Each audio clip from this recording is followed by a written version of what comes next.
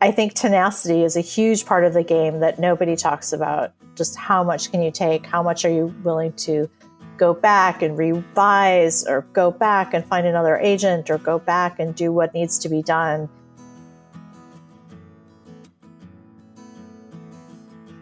Welcome to Queries, Qualms, and Quirks, the weekly podcast that asks published authors to share their successful query letter and discuss their journey from first spark to day of publication. I am your host, Sarah Nicolas. I hope you're enjoying the podcast and the stories authors are sharing with you. If you are, please leave a review on Apple Podcasts or Podchaser, or share this episode on social media.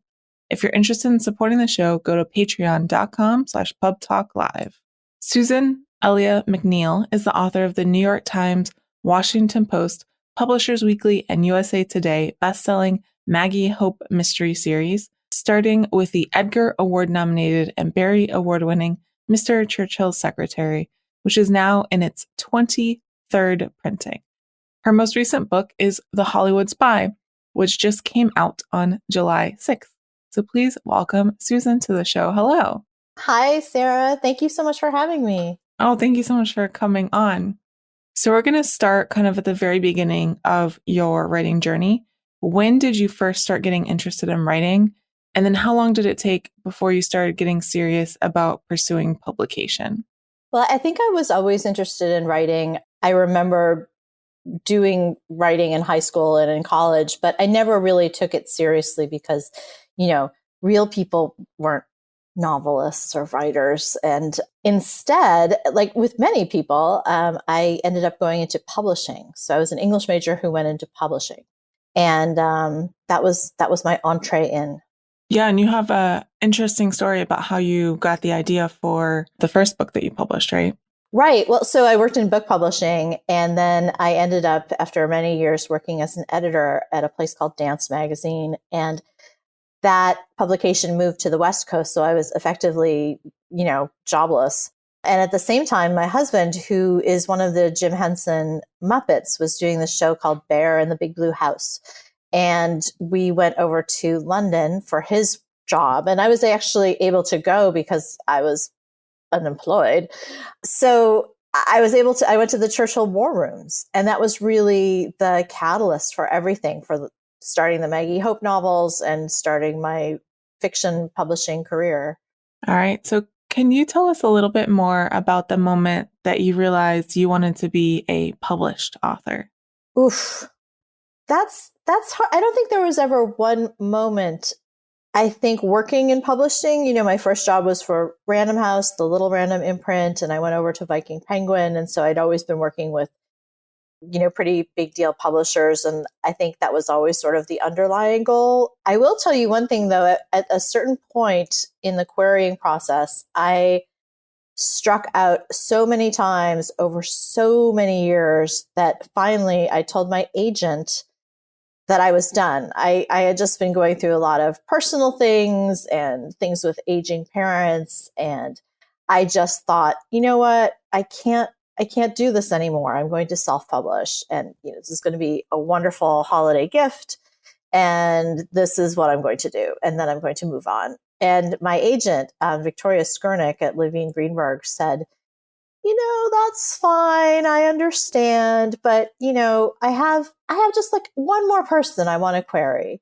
So just let me do that. And then, because we had a contract and, I didn't want to do anything without asking her. So I was just like, oh, yeah, okay. And lo and behold, she called me back with an offer, which is such a crazy Cinderella story.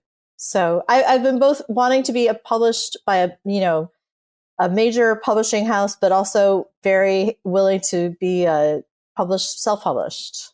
All right. We're actually going to get into that journey in a little bit. But so you worked in the publishing industry. How much did you know about querying agents, how to write a query letter, stuff like that? Did you learn all that while you're working, or did you have to learn that when you decided you wanted to be published? Well, I read a lot of queries. At that point, you could still query a publisher directly. So one of the jobs that an assistant does is to go through all the queries. And I was also receiving queries from agents. So that was, like someone had gone through everything. So I was keenly aware of what made a good query letter and what got attention. I was also keenly aware that not every editor will take every good book, because that editor, it's almost like, your editor is like a cottage industry within the publishing house, and they have their own sort of brand and style and way they do things. And so what might be an amazing book for another editor wouldn't work for another. And it's not because of the quality of the book or the saleability of the book. It's just the wrong person. So I was a little bit more aware of what goes into how publishing houses choose things and how specific editors choose things. How long did it take you to write that first book? Well over 10 years. Yeah. Yeah. So then what happened at that point once you finished the book? What was your process from then to signing with your literary agent? It was long and hard. I signed with one particular agent, and then as these things go in publishing, she changed agencies, and there was much drama, and then she had children, and there was much drama, and the book did not sell anywhere, and there was much drama. And finally I got another agent, and there was less drama, but it still wasn't selling. So that was, to dovetail in with the story I was telling before, that was when I was just like, this has been a very long road and I'm super tired. And I think it's time to maybe just kind of do this on my own. So thank goodness I had my second agent. Yeah. How long was that process, from starting to even signing with your second agent? Probably about 5 years. Oh, wow.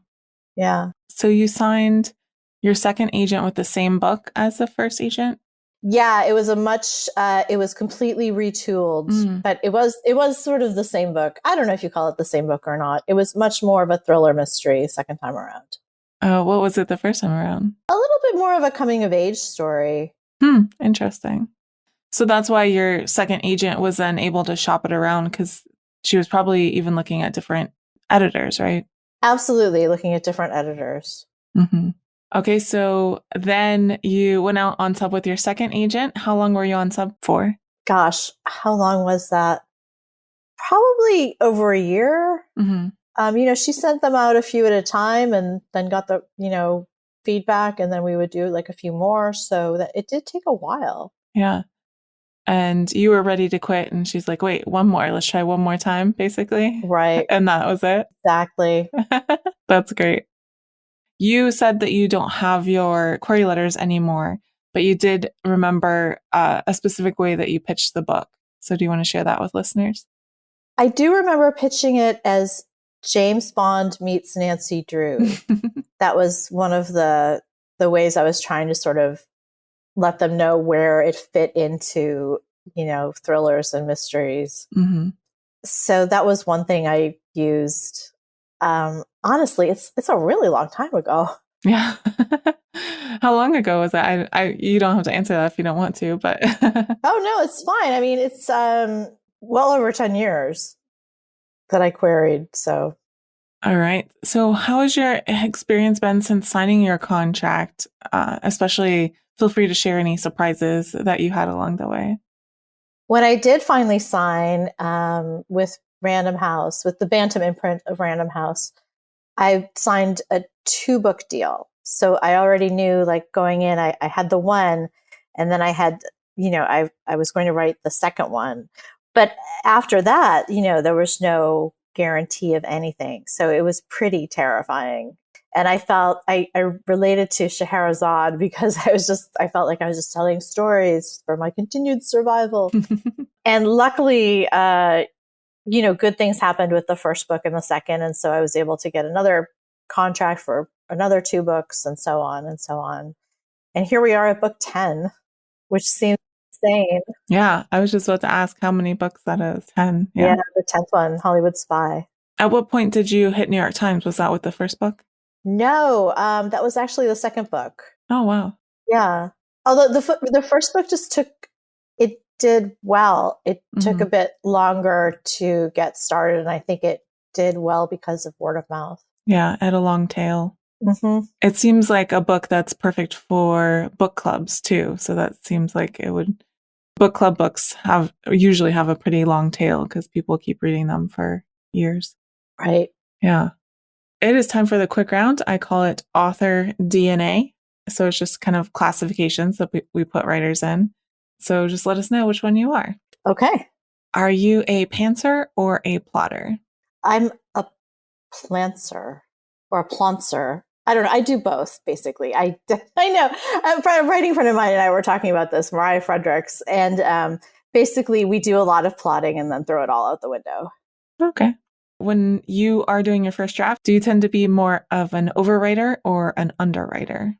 Underwriter, and I'll often put in TK, which means to come in copy editing language. And future Susan, when she sees this, is never like very excited to see TKs from past Susan because it just means a whole lot more work on the other end. But this is how I do it. So, is there a particular item that you usually do that with, like description or dialogue or something else? Sometimes if I haven't quite settled on a name yet, or if I haven't quite settled on description or like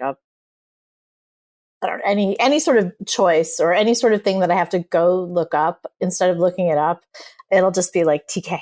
Okay. And then I'll know, like, at some point I'm going to have to do that research or pull in that research from another document. Do you prefer writing in the morning or at nighttime more? I prefer writing in the morning. Whenever you're starting a new book, do you usually come up with character first or plot or concept or something else? Usually it'll come to me as a concept with characters, and then I'll figure out the plot. Do you prefer coffee or tea? Oh, can I say both? I guess so, yeah. Not at the same time, though. Yeah, not at the same time. I like coffee in the morning. I like maybe some tea in the afternoon. A couple people have said coffee in the morning, tea in the afternoon. Interesting. When you're writing, do you prefer silence or some kind of sound? I like some kind of sound, white noise. When it comes to the first draft, are you more of a get it down kind of person or a get it right kind of person? Oh, get it down person. It is ugly. And what tools or software do you use to draft? I use Word. I did try Scrivener. Scrivener was too much for me. I know people who love it and swear by it. I just wasn't able to. I didn't have the patience to go through all the bells and whistles. So I have lots and lots of documents. Do you prefer drafting or revising more? I like revising because you have something meaty to work with already. Drafting just seems terrifying sometimes. Do you write in sequential order or do you hop around? I try to write in sequential order, but I do hop around. If something's just not happening, I'll go work on another subplot. And final quick round question. Are you an extrovert or an introvert? Oof, introvert. But I can be really social. I mean, I like people. I just tend to need a rest after too much socialization. Yeah. I think a lot of people kind of misunderstood the extrovert versus introvert question because they're like, well, I can be social, I can be friendly, but people exhaust me. I'm like, you're an introvert. You're just a social introvert. That's fine. Exactly. The show is called Queries, Qualms, and Quirks. We're going to talk about that second Q now. What were some of the qualms or worries that you had on your journey? And were they realized, or did you overcome them, or how did they shake out? Well, I was just so worried that it was all for nothing and I was wasting my time, quite frankly. And the more time I invested, the more it seemed to me I needed to make it work because I had invested so much time. And that was terrifying. And again, one of the only reasons that I jumped to doing freelance is I had actually lost my job. So I was kind of just like, well, this is crazy. And, I can maybe turn this into a positive. And one of the things I did do was I continued to do freelance editing and writing. I continued to, I did 2 nonfiction books for fun, but also for money. To sort of support the fiction writing habit. So I did a lot of things to kind of keep everything going while I was writing and then querying. You mentioned nonfiction books, so I want to ask about that. Were they kind of like ghostwritten or? No. Under your own name? They're under my name. The first one that I wrote is called Wedding Zen, and I had just gotten married and it had been slightly crazy. And the other thing is, at the time, one of my best friends from college had become a Buddhist nun. in the Korean tradition. I was very interested in Zen Buddhism. And I thought, wouldn't this be a great way to help people planning weddings to like incorporate a bit of Zen into the process? So that was like a fun book that came out from Chronicle in 2002, maybe. And then I did a book on cocktails. I love cocktails and I love going to different bars in New York City and I love making cocktails at home for people. And so I did this book called Infused because I couldn't find a lot of the infused ingredients that I wanted to use in what I was doing. And the irony is when I had got the book contract, I just found out I was pregnant. So I had to make all these recipes and like do all these test things and have a test kitchen. I didn't drink any of it. My husband, he made the effort to do that for me. So. And those came out before your first fiction book? Yes. Did your agent sell those or did you sell those on your own? This is an interesting thing. It was an agent at the same agency, Levine Greenberg. It was the agent's name is Ariel Eckstedt, and she only does nonfiction. So when I switched over to fiction, she read what I had and then passed it to a colleague. Interesting. And that's how we clicked. All right. Now we're going to talk about the third Q. Do you have any writing quirks?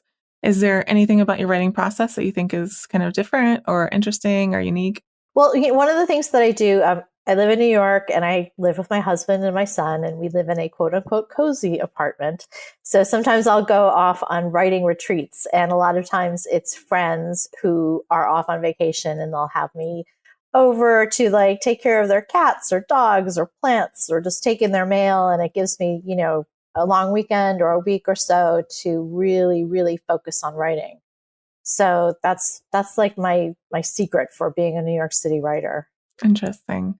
I remember hearing Karen Slaughter talk about she's gotten to the point where she has trouble writing when she's not in a writing retreat. So she has like a cabin that she goes to and just like bangs out a whole novel and then returns to the world. Well, that sounds perfect. And when I sell as many books as Karen Slaughter, I will buy my own cabin. Yeah. In the meantime, though, it's actually kind of fun because you often have like little furry companions and, you feel like you're doing something good for your friends by like watering their plants. So I was going to say it's good for your friends too, because I know I always have trouble finding people to watch my animals when I go out of town. And I do love animals. It's not like random. I mean, I do really love taking care of them. So yeah. When you were in the lowest parts of your journey, you kind of already talked about this, but maybe we can dive in a little bit deeper. What kept you going and why did you stick to it? I think I was really lucky to be surrounded by incredibly supportive people. My husband was unbelievably supportive.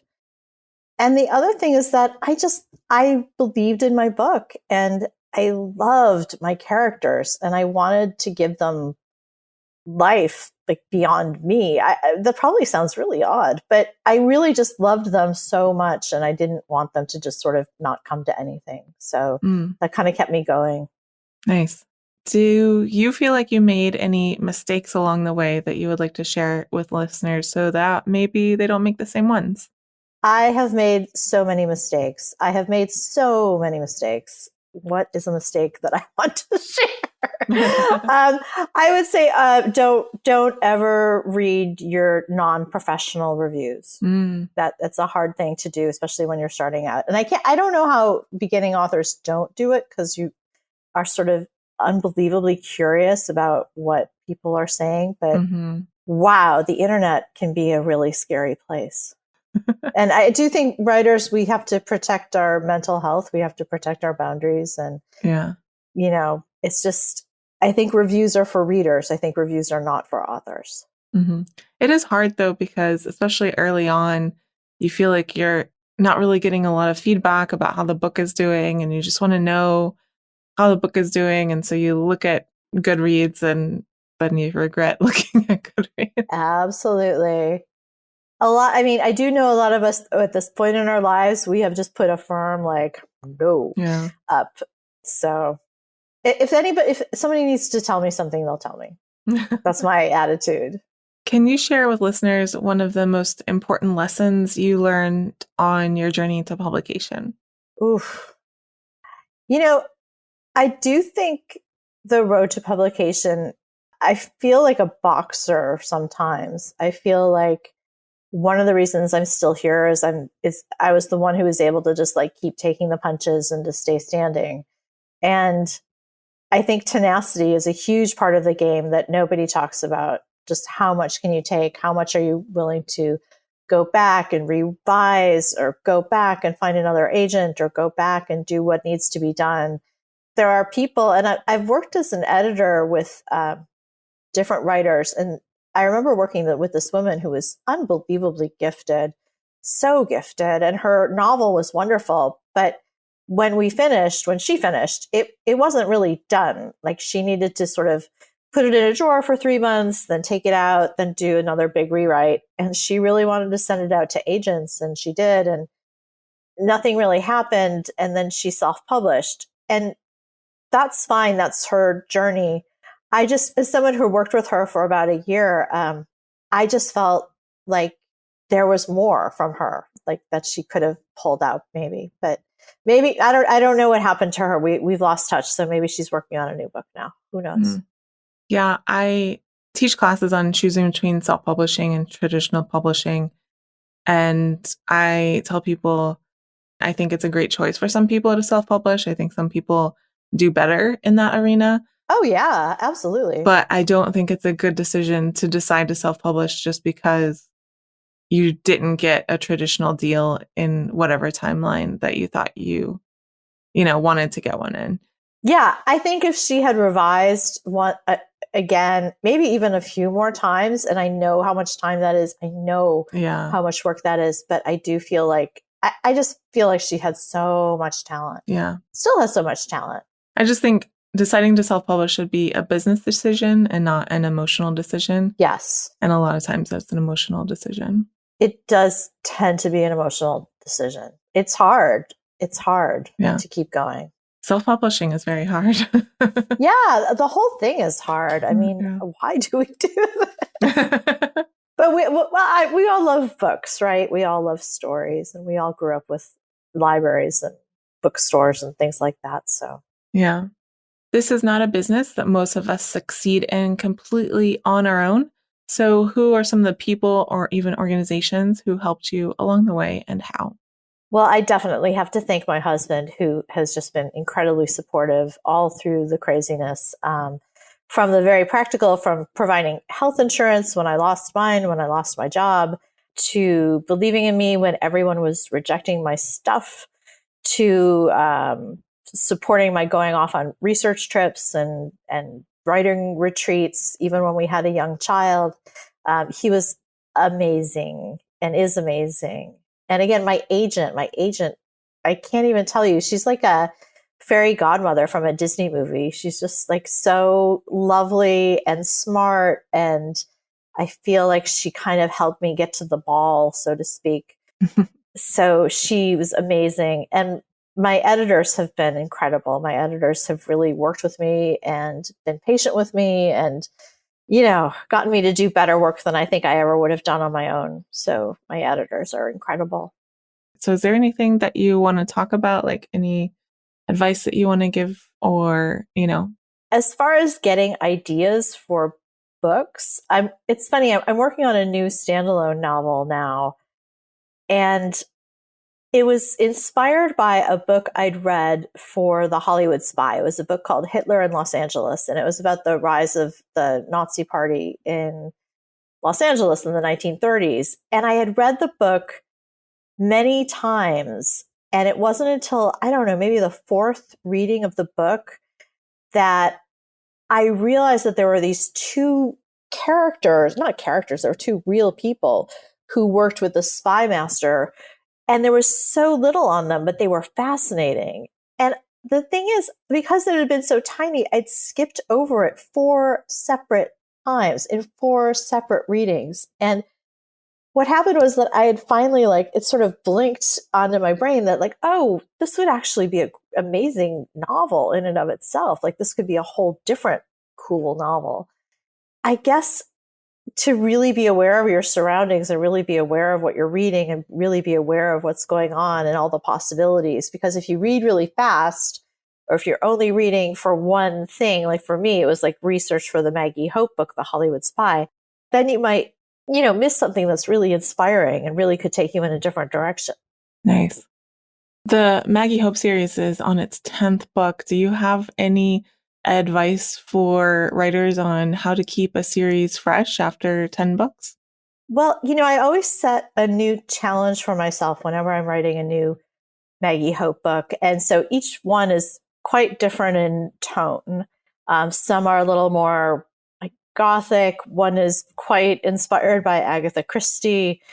So I always set a new challenge for each book. So it does have its own like situations and like new things to grapple with. So I'm always learning new things. And I think that's fun for the reader too, to get into a situation where there's no formula. You're sort of just in this new story, often with new settings and new characters. So it doesn't get old that way. I'm still as in love with Maggie Hope and the Maggie Hope series as I was before. It's super fun. And actually, now that I'm writing a standalone, which, by the way, I'm incredibly grateful to be able to do, but I do kind of miss her and the gang. And I'm going to really look forward to going back and like picking up the story and keeping it going. So that's good. I feel like that might be the key right there, is that you're still excited to return to those characters. Sometimes when you read late books in a series, you can tell the author is kind of over it. Yeah. I mean, yes, I have read that. It's tough, but I still love it. And I just feel like with each part of the war, like, for instance, The Hollywood Spy, now we're into 1943, and we get to see the American version of the war, like the American side of things, which is new for the reader. And I don't know, it's fascinating to me. Like the whole thing was so fascinating. At that point in time, the summer of 1943 was actually a lot like the summer of 2020. There were race riots in Los Angeles. There were the Zoot Suit riots. There were riots in Detroit. There were riots in Harlem. There were riots in parts of Texas and Georgia.